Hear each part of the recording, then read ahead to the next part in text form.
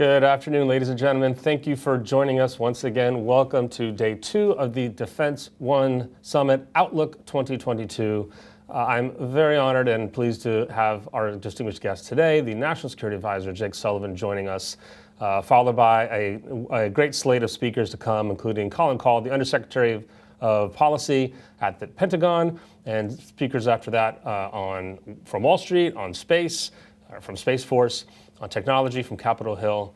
But with our guest today, let's get right to it. I want to talk about some news of the day, and then kind of broaden the aperture as we do at Defense One and talk about security globally. But first, National Security Advisor Sullivan, thank you for joining us. Thanks for having me, Kevin. Well, yesterday was quite a busy day for you at the White House on the podium, talking about the president's call with Vladimir Putin and Ukraine, the topic of the day. My follow-up, and there were quite a few follow-ups, thank you for talking to the press.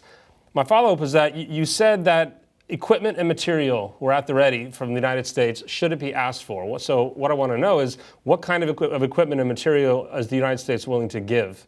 And why not come out right away and say troops are also on the table if needed?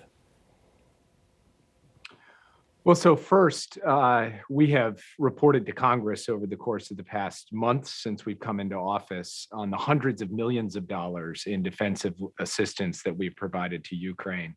And that's included everything from Javelin anti-tank weapons to types of augmenting capabilities that help improve the Ukrainian performance of their units. Just in the last few days, there's been the delivery of, for example, patrol boats to the Ukrainian Navy for littoral operations along their Black Sea coast. With respect to the question of sending American troops to Ukraine to fight the Russians to defend Ukrainian territory, the president actually just spoke to this a few minutes ago and said that's not part of our planning. We laid out very clearly to the Russians, to our allies and partners, to the Ukrainians, and to the American people yesterday that we are focused on severe economic consequences, the provision of this kind of defensive equipment to Ukraine, and the steps that we would need to take to fortify our allies, our NATO allies, in the event of a further Russian invasion into Ukraine. And that could include increased US troop presence and increased capabilities in countries like Poland, the Baltics, Romania, et cetera.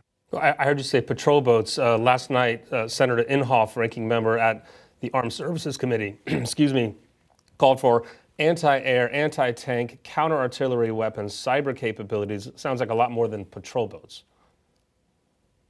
Well, I think that's a little bit of an unfair question, Kevin. I started the answer by talking about the javelins, which are anti-tank weapons. That's right. And I don't want to go through every type of specific assistance that we have and are providing to the Ukrainians, only to say that we work very closely with them in terms of their needs. And one of their substantial needs was, in fact, coastal defense. So you can denigrate it in the way you asked that question, but I don't think that the Ukrainian Navy sees it that way. But we are working with them across the board, and that does include the kinds of anti-armor defensive weaponry that is central to their planning for how they would try to resist a substantial incursion into Ukraine.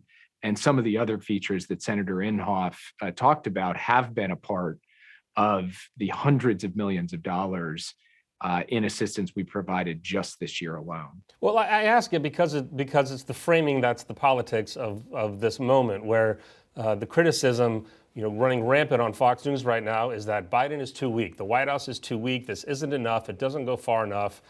Threatening to maybe shut down Nord Stream or maybe add or give more equipment if Putin does something else. If the ask is there, that's not the same as being proactive and flooding the zone and being more proactive for creating, the conditions for a change.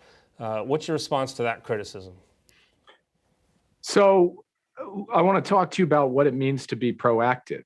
What it means to be proactive is to set the table. And that is why, as I have now said twice, we have gone above and beyond what any administration has done in terms of providing the kinds of defensive support to the Ukrainian military well in advance of any contingency that might happen. We have worked overtime to align ourselves closely with our European allies and partners so that we are speaking with one voice on the severe economic costs that Russia would incur should it choose to go in. We have, as I said at the podium yesterday, intensively engaged the German government on the question of the Nord Stream 2 pipeline. And as we sit here today, Nord Stream 2 is leverage for us on Putin, not Putin's leverage on us, because if he goes into Ukraine, we can take steps to make sure that Nord Stream 2 is at risk. And when you look then at the question of how to make sure that our NATO allies and partners feel that we are fulfilling our fundamental sacred obligation to them under Article 5, we have engaged in a substantial amount of effort, both in terms of the operations and exercises we've undertaken this year, and in terms of the way that we have created unanimity at NATO about the way forward. So from our perspective, we have allied unity. We are providing support to the Ukrainians. We have sent a clear message to the Russians. And we believe that this shows the kind of proactive, strong, clear, decisive policy that puts us in the best position to manage this crisis as we go forward. Good, and we'll see. I know Vladimir Putin had a press conference today, and we're expecting the U.S., I guess, the world is expecting a response within the week. So we'll see. Let's turn to China. China, the defense secretary and the chairman just came back from South Korea, passing through the Reagan Forum. So there's been a lot of commentary on China coming out of the Pentagon leaders. The basic question that I think still gets asked on people's mind is, two questions. One, is it your assessment that President Xi wants to invade Taiwan or not? Because that's the political moment, that's the headline screaming that we're hearing about, that the United States needs to be prepared for. That's the politics underneath it of whether or not this administration is prepared for it enough. So first question, is it the White House assessment, is it your assessment that Xi actually wants to invade Taiwan? Well, I don't live inside Xi Jinping's head, and I'm certainly not going to publicly characterize his personal intentions on this question. What I will tell you is that the United States is prepared for any contingency, and that the fundamental thrust and purpose of our policy is to ensure that that never happens, to set in place the necessary terms of deterrence to ensure that that situation does not arise. That is what we are undertaking in terms of the security relationship that we have with Taiwan under the Taiwan Relations Act, and in terms of the substantially elevated level of engagement we have with allies and partners in the region and around the world, again, to help make sure that such a scenario does not come to pass. But we prepare for everything. The second question on Taiwan, obviously, has been, will the United States come to Taiwan's defense? Not just arm Taiwan, not give Taiwan the chance, because plenty of Taiwan watchers, China experts have said Taiwan itself will last hours at the most, that without having an outside help, at their side. So it's a straight up question. Can we get a straight answer? Will the United States help defend Taiwan directly? I said before in my last answer, Kevin, and I'll say it again, it's my job and the job of the United States of America to make sure that that hypothetical does not arise. That is what we are focused on, and we are going to do everything in our power from a deterrence perspective to make sure it does not come to pass. On China, I'll stick with China for a minute. There's the criticism the White House is getting, I'm noticing, it's coming from both sides, right? On one hand, either Biden is in the White House is too weak for not doing more, or is too much like Trump for doing too much. Either you're calling China a competitor too much, or calling them an enemy, or a partner in conflict too much. How is it for you as the National Security Advisor? How are you able to walk the line? And do you think that your messaging is reaching the American people, American business leaders, when it comes to what to think about China as a threat or just a competitor? Well, if the question's about messaging, I will say that, as you know very well, how to approach China strategy and China policy is complex. It's challenging. There are many different dimensions to it. And so messaging, can always get better. And we'll keep working at that. Although I do believe that the president has laid out quite clearly what the fundamental parameters of his China policy have been. If the question is about substance, I believe that there's a fairly straightforward way of looking at this, which is 1 year, close to 1 year into the Biden administration, are we in a stronger position to deal with China than we were 1 year ago? And I would argue that the answer to that question is unequivocally yes. 1 year ago this month, the Europeans were moving forward with a major investment agreement with China. That investment agreement is now on ice. Many of our allies, alliances, and partnerships around the world were frayed. They are now solid, and there's increasing alignment on the various challenges that China poses. We have taken the Quad and elevated it to the leader level. We have created AUKUS, a new partnership with Australia and the UK that will increase our collective capabilities in the region. The president has welcomed the president of Korea and the prime minister of Japan to the White House, and those alliances are at their strongest point that they've been in many years. And you look at the way that Japan is now approaching these questions of security, and it's a significant step forward in terms of allied capability across the board. So, and then you look in the economic space and the investments we're making at home and our growth rate and the technological edge that we are continuing to build, as well as the important steps we've taken in export controls and investment screening. We feel good about where we are. Now, that doesn't mean that we are not going to work with China where it's in our interest to do so, despite criticism from some quarters. We are going to work with China to try to deal with the climate crisis. We are going to work with China on questions related to regional security issues like the Iran nuclear deal. And that's in America's interests, and we make no bones about that. So I believe we are finding a way forward where we can both compete effectively and manage this relationship responsibly. And that was the essence of what President Biden and President Xi talked about when they held their meeting a few weeks ago. You know, you said it, China is complicated. And just this week, we saw the U.S. call for or announce a diplomatic boycott of the games. Other countries are following suit. But what does the White House want the American people to do about China? Is it because we're in a moment where some are calling it unpatriotic to even do business with China, right? That, you know, whether it's Hollywood or the NBA or any kind of business leader, Jamie Dimon having to walk back his comments, and some seem to be taking sides one way or the other. What does the White House want the American people to think about China? Is it unpatriotic to do business with China even? I would say the single biggest thing that the American people can do is to continue to do what we do best, to innovate, to compete, to invent, to make the strongest, most robust, most resilient, most attractive economy and society in the world, because that is the way that we are going to create the conditions that are maximally favorable to our interests and values. And so then when it comes to the business community, I think the case we would make is invest here in the United States, invest in the American worker, invest in the American people.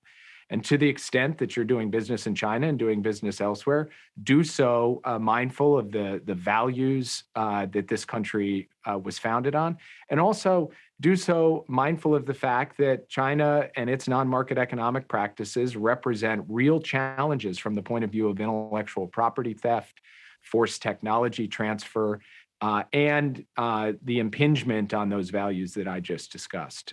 But at the end of the day, Kevin, we are going to succeed in our competition. We are going to put the United States in the strongest position if we focus first and foremost on investing in ourselves, in the reservoirs of our own strength, our own resilience, our own capacity for reinvention, and straight up invention. And that, I think, is what President Biden is calling the American people to do. And the American people are responding. The United States is poised to have an incredible decade from the point of view of technological breakthroughs, economic growth, and inclusive economic progress that brings everybody along. You mentioned many times allies and partners competing against China. Starting this week is the Summit for Democracy. I think a lot of Americans may not know what that is or what the purpose of it is, but in our world, at least in national security, we do. And the White House kind of background briefed a little bit about what to expect. to my ear, I caught a lot of language that was quite the different language than what we heard from the previous administration, right? So gone is the America First rhetoric, and now we're hearing phrases like democracies are imperfect. This is coming from a place of humility, building that coalition that you talked about. Explain briefly the purpose of this event, what the White House hopes to get out of it, and what's the thinking behind that tone and that kind of language? Well, the president has said many times over the course of this year that we have entered a period over the course of the next decade or so where the fundamental question has been called as to whether democracies or autocracies will define the terms of the future. And he's determined that that answer be democracies. But that means dealing with some of the real challenges that democracies are changing. Pressure from without, from authoritarian regimes imposing pressure on democracies, and pressures from within. And the pressure from within comes both in the form of a rising tide of division and hate in some countries, but it also comes from the fundamental question of whether democracies can deliver for their citizens in a complex and challenging time. And President Biden is determined to prove that American democracy can deliver for its citizens, and that we can keep working towards that vision of a more perfect union, which we've never fully achieved, but we've never walked away from. And the rest of the democracies of the world, in more than 100 countries, as well as civil society and activists and human rights leaders will be participating, are also dealing with their own challenges. And one of the great things about democracy, Kevin, one thing that separates us from China or Iran or Russia or some of the leading autocracies in the world, is that we are capable of self-criticism, self-correction, and improvement. And that is one of the fundamental reasons we will end up succeeding over the long term, because we view that not as weakness, but as strength. Our ability to look ourselves in the mirror and say, how can we do better? To call it like we see it, to call each other out. That's a good thing. That's a free press. That's you asking me tough questions. And that's the kind of thing that doesn't happen in a lot of other countries in the world. And that's at the heart of the messaging of the Summit for Democracy and what you will hear from the president in his speech tomorrow.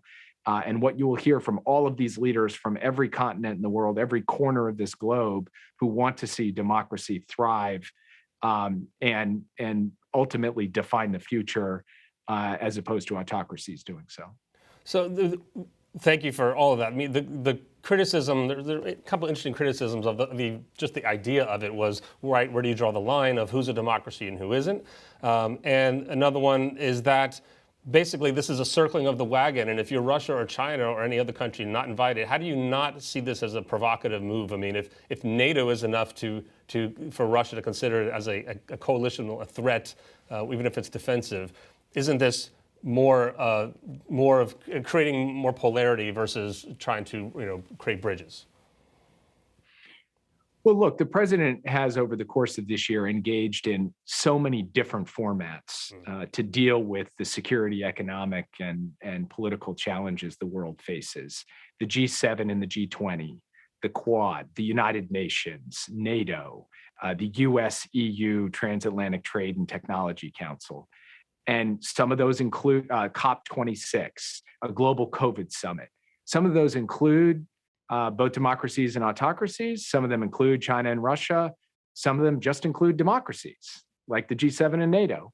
And there's no reason why we can't have all of these different kinds of formats. Some where we rally like-minded countries who share common values and common aspirations. Some where we work with those who don't share common values but share common interests on particular points, whether it's climate or non-proliferation or the global pandemic. So from our perspective, this is not about drawing rigid ideological blocks of the old Cold War. This is about a venue and a vehicle to drive the common purpose of democratic resilience among countries who share that purpose. And in that sense, to the extent other countries see it as provocative and threatening, I think that says more about them than it says about us. You mentioned a lot of organizations or institutions. They're frankly older ones. And there wasn't, for a time, at least in the Mass Ave international relations blob, from which I guess we both are part of to some extent, there was talk that it's time for a real shakeup of the international order, a Bretton Woods or whatever you want to call it type of moment. It's something different than the UN Security Council, different than these systems that were created in the last century. Is that something that's on the table? Is that something the president thinks of or is thinking of still, or is that just a pipe dream of academics? I think that it's more than just on the table. I think it's underway, and it's been underway for some time. And one of the central strategic propositions of this administration is that as we move forward, multilateralism will have to become more flexible, more adaptive, involve a lattice work of alliances, partnerships, and institutions. And just in the last year, if you think about what we have done, as I said before, elevating the Quad to leader level, creating AUKUS, doing the Summit for Democracy, creating an international coalition on ransomware, calling a global COVID summit, and just this week announcing a new vaccination plan for actually getting shots into arms called Global Vax. That's just in the course of a year across issues in the military, economic, public health realms. The global methane pledge that the president has helped champion. We have entered a phase, I believe, in foreign policy and international relations where it's no longer the formal Greek structure of the Parthenon of the United Nations and the IMF and the World Bank and so forth. We now have more of a complex mix of structures. And that's a good thing because it suits the United States and our particular skill set quite well. It allows us to leverage pools of strength from ourselves and other countries in multiple different formats to ultimately deliver for the American people in terms of their security and prosperity. So I don't think this is something that's around the corner. I think this is something that's underway. Well, that's interesting. As you're talking, I'm thinking of recent survey data. The Reagan survey, Reagan Forum put out a survey last week. The Chicago Council of American Foreign Policy Attitudes, and one of the items on that is that international organizations are traditionally not very popular, and especially right now. But other ideas you're talking about are deploying American troops abroad, keeping them forward stationed, defending American allies if they're attacked. But some more interesting numbers also I wanted to bring up for us to hear and for you to respond to, especially from this last Reagan survey, which happens to be the most recent survey. They found that at this point, 45% of Americans say they trust the military, which is down over the last several years and down again in the past year. And within that, only 1/3 of Americans under age 30 have confidence in the military. That's an interesting statistic. I wonder, how do you, in your head, when you're thinking of, or in the president's head as you speak to him, of how to use U.S. force abroad, how you think of American engagement abroad? We've heard, America's back since the campaign and the inauguration, and especially in the wake of the Afghanistan exit, a popular decision, if not a popular execution of it, about what Americans want, and how do you convince Americans, if you feel you need to, that things like keeping troops in the Middle East, doing counterterrorism, or keeping troops deployed in NATO countries, or defending Taiwan, defending Asian allies, is in America's interest? Well, fundamentally, it comes down to having a clear, defined objective that relates to America's vital national security interests to deploy troops, to do so in a sustainable way, to do so in a way where they know what their mission is, and to do so in a way where it is part of a larger strategy that does not rely exclusively or to too great an extent on the military as compared to all of the other collective tools of American power. That's how the president approaches things. And he believes he can and has made the case for long-term American troop presence in Europe, which has helped prevent an attack on any NATO country, a territorial attack on any NATO country in Europe since NATO's founding. He believes that stationing troops in an operational posture that is effective and adaptable in the Indo-Pacific is important to keep peace and stability there, as well as to do so in the face of a rising challenge and threat from China. And in the Middle East, having a sustainable force posture that does not involve endless open-ended military occupation with the goal of remaking other societies, but does involve targeted partnered operations to take out terrorists and to support friends and partners in that part of the world. That's how the president approaches these things. He believes that there is enduring bipartisan support for those kinds of steps, and he will continue to pursue a national security strategy based on that premise. Well, all of that is a great explanation for American use of force right now. The simple version that most people hear in the headlines is forever wars. Forever wars are bad. Forever wars are good. And whether it was specific to Afghanistan and the decision to pull out there, talk a little bit about the importance of why the president and the White House felt it's important to say we're ending that forever war, but speak differently about what seems to be the same kind of operations when it comes to counterterrorism, when you have forces in Syria, across the Middle East and North Africa, and probably will have them there in perpetuity.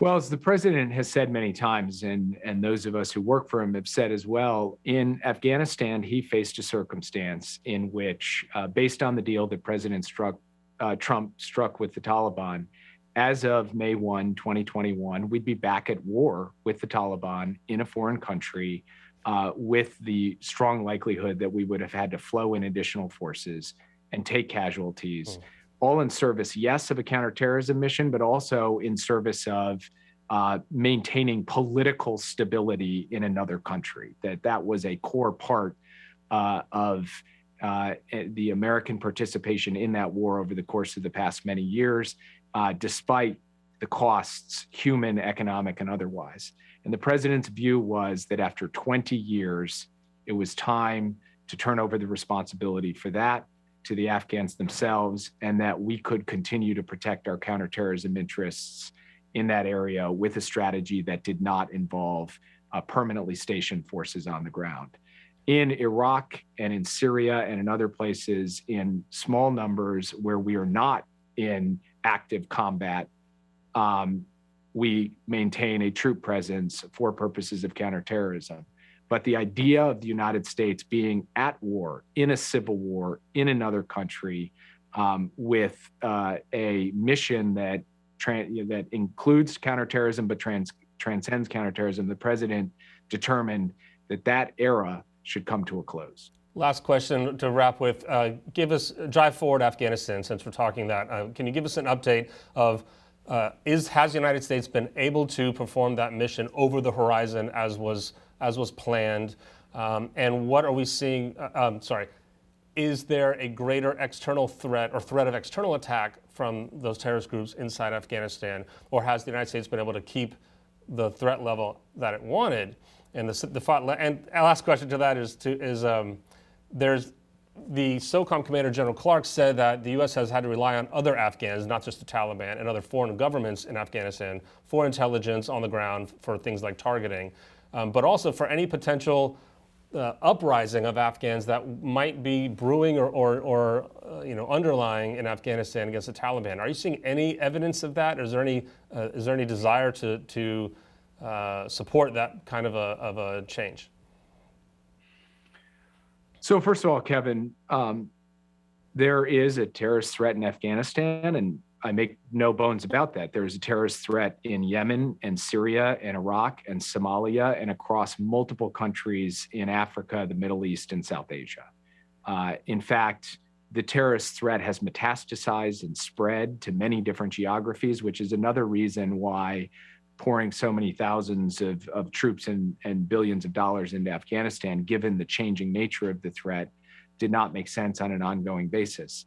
We do believe that we are positioned to suppress the external terrorist threat from Afghanistan, to protect the homeland, to protect American interests. And we believe that we can do so both through the use of our own capabilities and, yes, through partnering with other countries.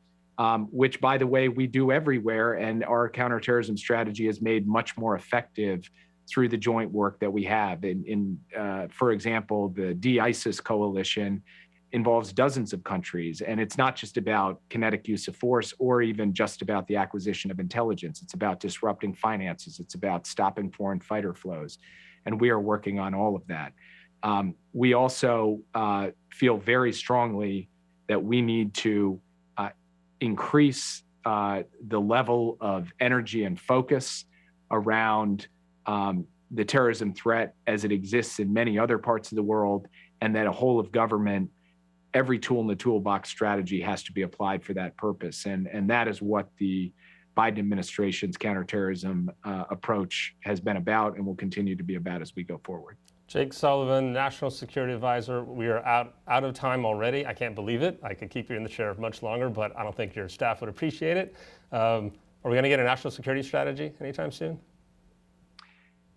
We're going to get a national security strategy. I'm not going to speculate as to a date. Well, I tried. Thank you very much for joining us. Really appreciate it. And thanks to our audience for watching. Stay tuned for Colin Call, Undersecretary of Policy, coming up next. And stay with us for today and tomorrow, our final day 3 of the Defense One's Outlook 2022. Mr. Sullivan, thank you again.